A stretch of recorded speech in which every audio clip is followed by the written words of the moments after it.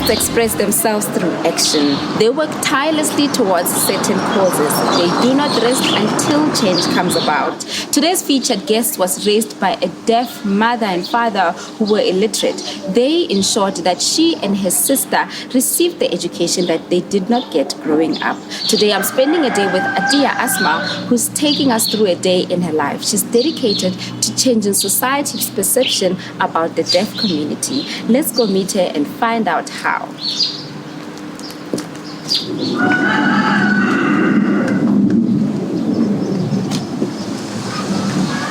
Hello, Adia. How are you? Hello. How are you? Pauline. Come on in. It's so nice to meet you. You lead the way.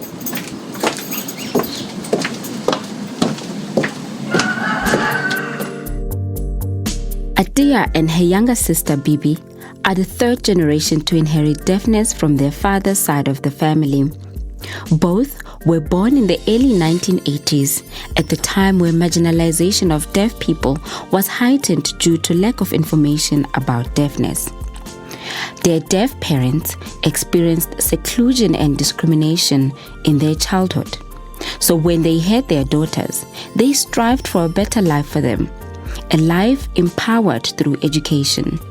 The person at the forefront of this all was her mother, Julie, who passed away in 2010, leaving Adia and her younger sister to carry on her legacy.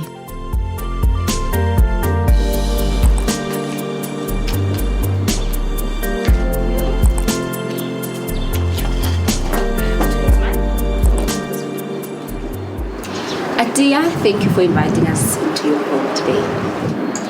Thank you and welcome to my home. It's lovely to have you here. What kind of an upbringing did you have growing up in a family that's deaf mother, deaf father, and a sister who's also deaf? I lived in a silent world.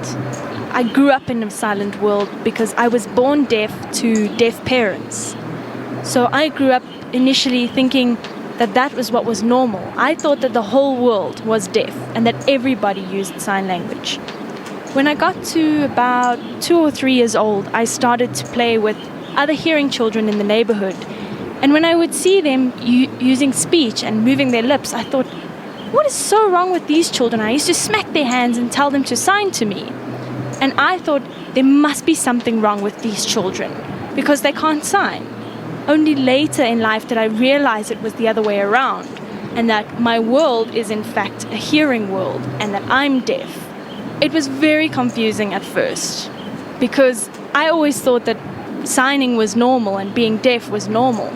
And then hearing children started to make fun of me and tease me because I couldn't speak, and I used to be always moving my hands. So that made me become very isolated. I didn't want to get involved with hearing children and play with them. I felt that my world, everything I'd ever known, was all of a sudden not normal anymore. When I started in a deaf school, I was so excited because I thought, okay, it's not just me, there are other deaf learners. But at that time, what was very interesting was that I saw deaf children, I started to sign excitedly, and then the teachers used to smack our hands and hide our hands away, because we were not allowed to sign in those days. We were only allowed to speak, which was very confusing for me because I was excited to be in a deaf school. They would hide our hands under the desk and we weren't allowed to use sign language at all. It was very confusing. I had grown up thinking deaf was normal, and then deaf was not normal, and then it was normal, and I was very confused.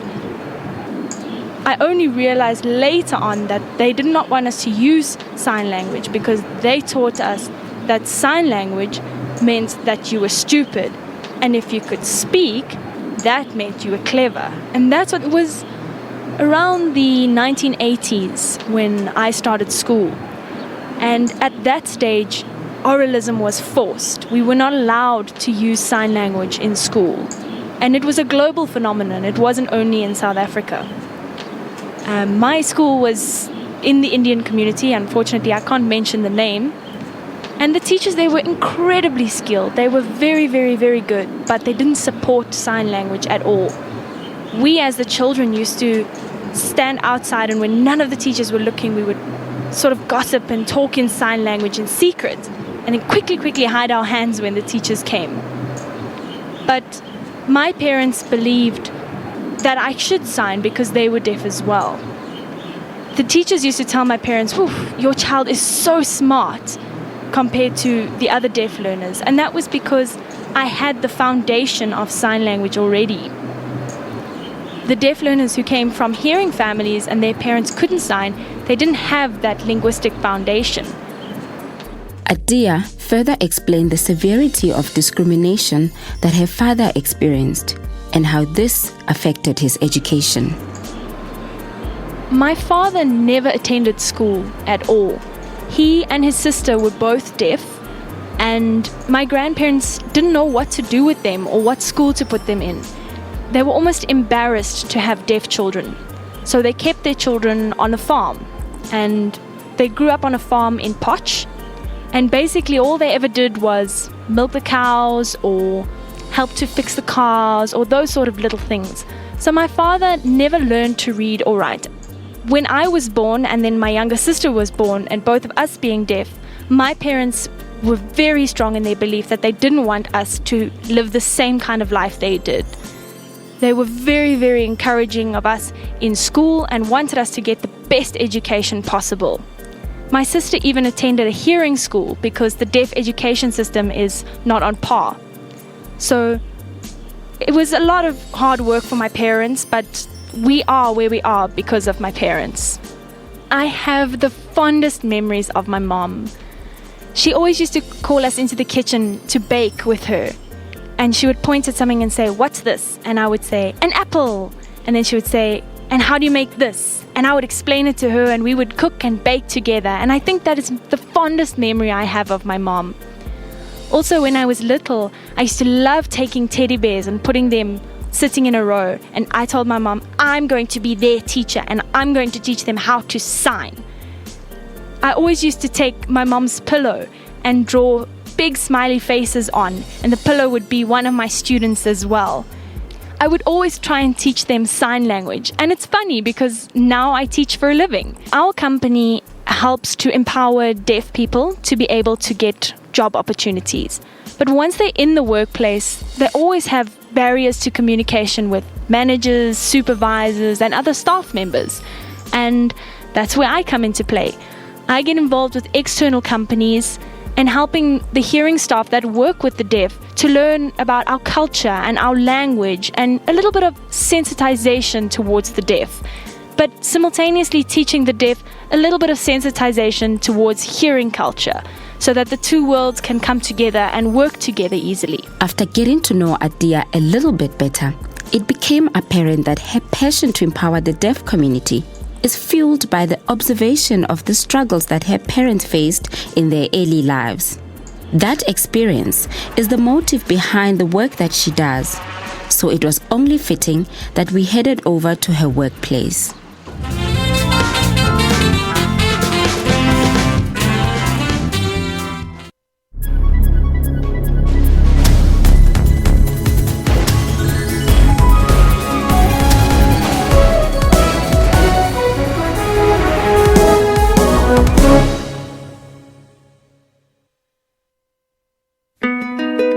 What is the price of ambition? Early mornings, late nights, or sacrificing the little things now for bigger things tomorrow? Ambitious people are all made of the same stuff. Big dreams, big dedication, and a big attitude. With an understanding that sometimes to get ahead in life, you need a helping hand from those a little bigger than you. For home, for business, for life. Macro, big on life.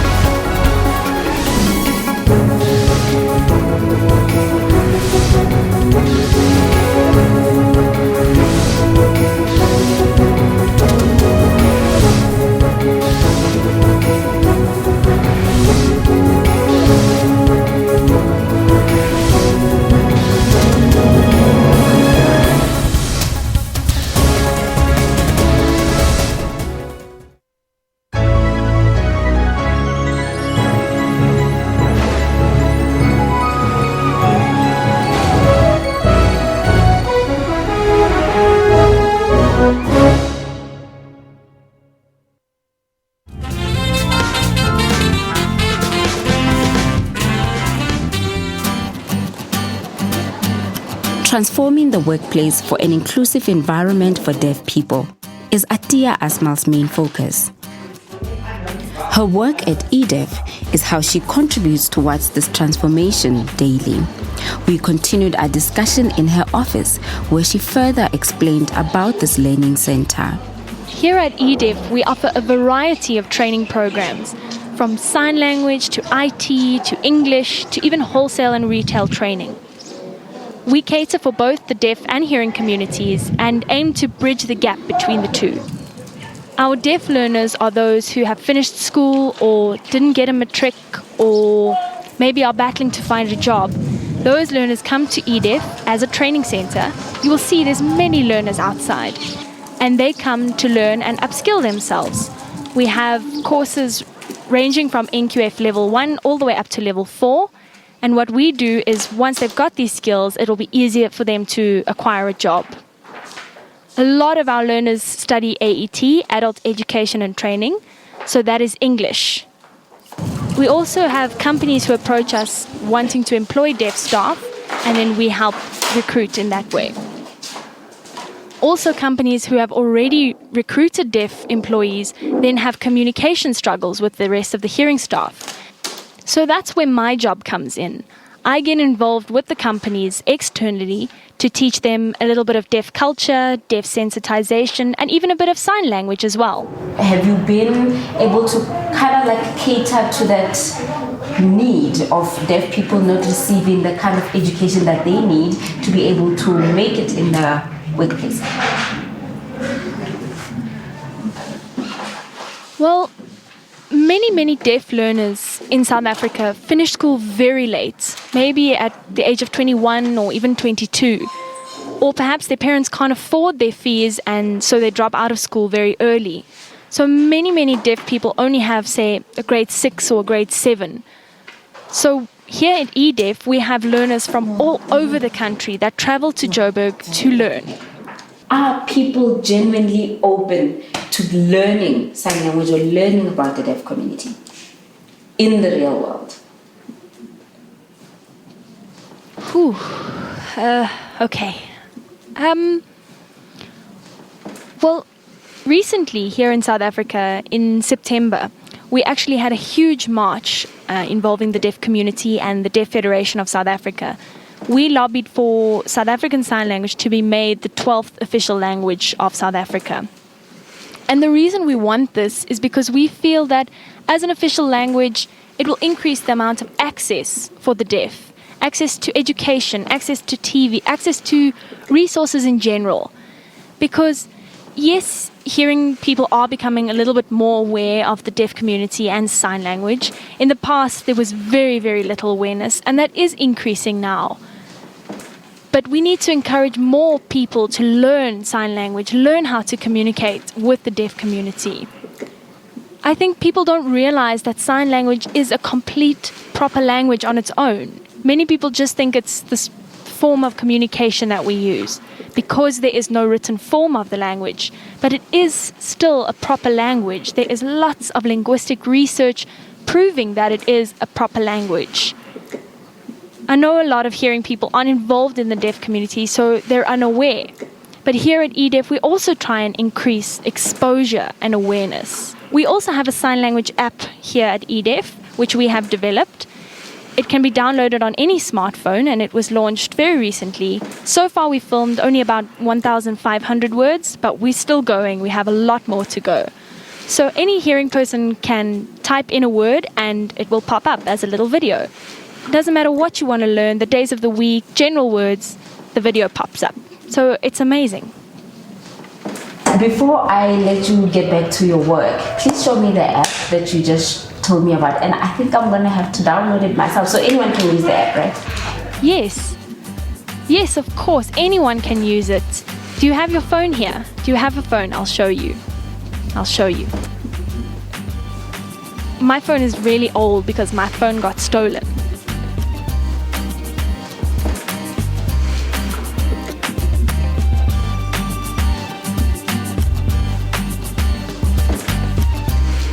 Right now, I'm gonna let you do your work. I'll come back in a few minutes and we'll go meet your dad at his workplace.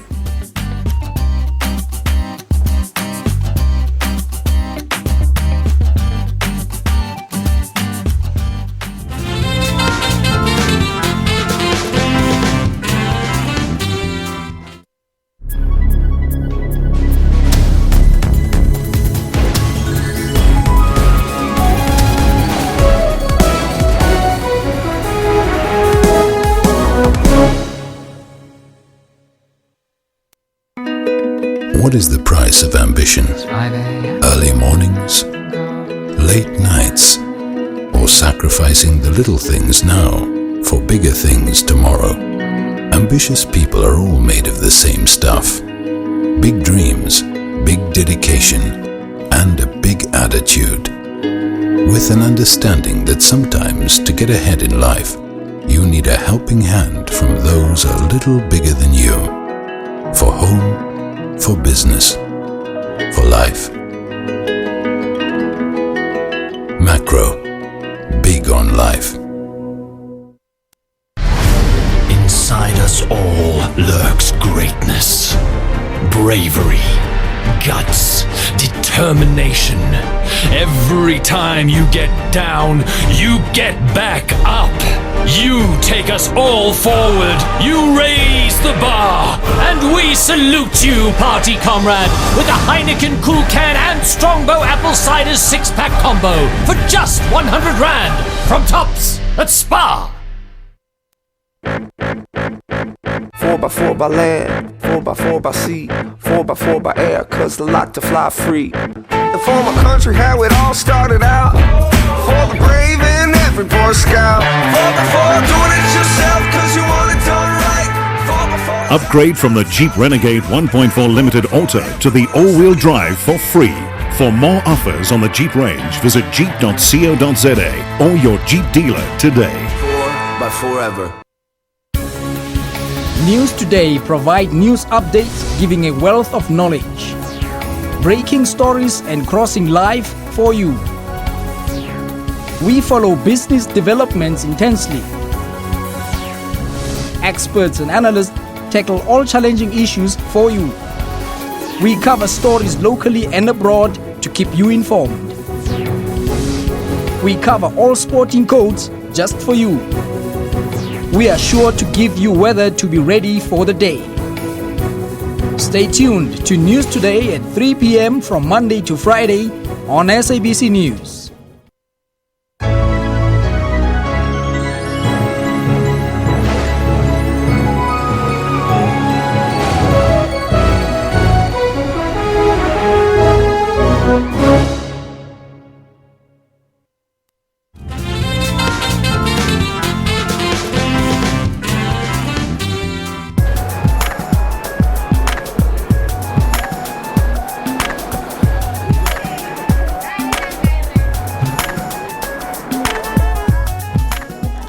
Asmal attributes her success to her parents, who sacrificed the little capital that they had towards quality education that they provided her with.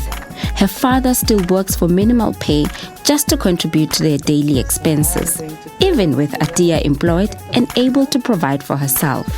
Adia took me to meet him at his workplace. Now that it's just you and Adia at home, what is it like? What kind of a daughter is she to you? What is life without the mom, just the two of you guys? No, Atia's got a very, very soft heart. She's always been such a loving girl since school. So tell me, what's it like working here in the shop? You've been here for a few years now. What's it like working here? Well, it's a very nice environment. We get customers coming here. You see the beautiful material here. Yeah. The upholstery. I can even sit here and walk in and out. Yeah. And I drop off money. So different people have to be paid. Do you teach them how to sign? What normally happens with me, because I can't hear, they speak with the hearing people here, with the hearing colleagues. They speak, and then they show me exactly what to do. So, why don't you show them a little bit of what you do so they can film it? now you see this material. We had an order from the mosque. Yeah. It's Turkish material. It's the Turkish material. And this,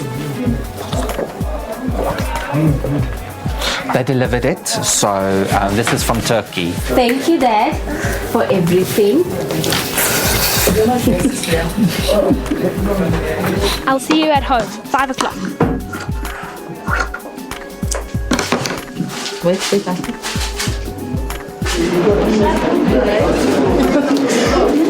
We're coming back.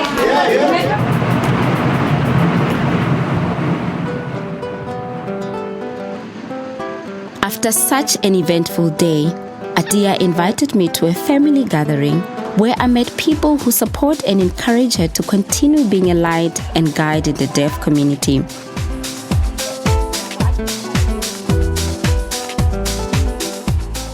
Here, I got to learn more about the type of person she is and life as a deaf woman from her younger sister. The two of us went to a boarding school, so she was always like a mother to me in school because she's very protective. She always looked after me and made sure that I'm okay and made sure I'd eaten. And she's also very, very academic. She's very driven and she always achieved a lot. She never gives up. She was phenomenal in school. Bibi acknowledged that life without their mother was challenging, but Atia saw the family through these challenges. When I got married, I knew that it meant I was giving over all the responsibility to Atia to look after our dad, but I trust her. She's phenomenal and she's a brilliant person and she looks after our dad so well. I never ever have to worry about my dad. I know he's okay. We work very close together and I can always visit my dad anytime, and I know that the two of us are there to give him everything he needs. She has gone on to start her own family when she married her husband of 5 years. The couple are parents to a 3-year-old son who is not deaf. Bibi shared the experiences of her life. Married life. It's normal. Every couple have ups and downs, but the two of us are so close and so in love. It was very, very challenging when our son was born, both being deaf and his hearing. And at first we always wanted to keep quiet because we thought, oh, shame he's hearing, maybe he's sleeping. But then we realized, you know what, we need to teach him also how to adjust to the hearing world and how to adjust to the deaf world. So he's incredible and we've learned a lot from having him with us. And he's amazing. He can sign when he's with deaf people or deaf family, but if he's with hearing people or hearing family, he's able to speak. So he fits into both worlds. It's a challenge, and I think it's a challenge for him as well. But we manage. He's in both worlds, and we also were worried that he didn't get enough exposure to the hearing world. So we take him to all sorts of classes in order to socialize with hearing people and be exposed to speech as well. He goes to swimming classes. He has, since 6 months old, he does swimming classes, music classes. Since the age of 6 weeks, he's been doing music classes because we want him to be stimulated. So it's amazing. He's very involved. Atia's best friend and manager also weighed in on how Atia's positive outlook on life has impacted her. We are practically family. And if she does something wrong within work, I'll still shout at her. I feel nothing. She's the same as any staff member. But outside, we are the best of friends. And I think she has added so much value into my life and into my company. What is the biggest misconception, about the deaf community? And I want one person to just look at the camera and set the record straight. Remember that the deaf can do absolutely anything except hear. That's it. I think we've done so much talking. Can we eat? Can we finally eat? Yes.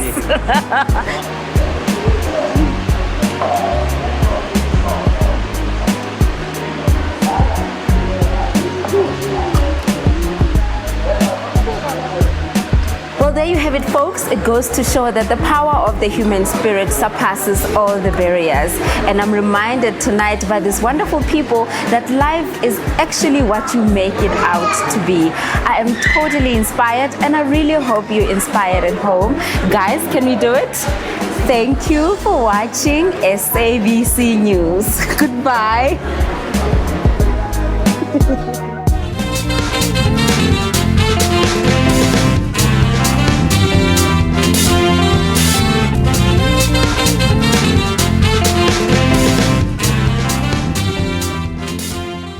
Young girls crossing our borders often find themselves alone in the big city of Johannesburg. I came here when my pregnancy was 6 months. Like many other girls from Zimbabwe, Abigail found her way here to the Central Methodist Church. My friend who was raped, who was forced to have sex at the church. I insisted that this needed to be handled with the police. I think we don't have rights. You do what you don't want to do and you'll be forced. Any refugee in a strange country is vulnerable to forms of abuse and manipulation. I don't have any option. I can just continue to sleep with the guys so that I can take care of my baby.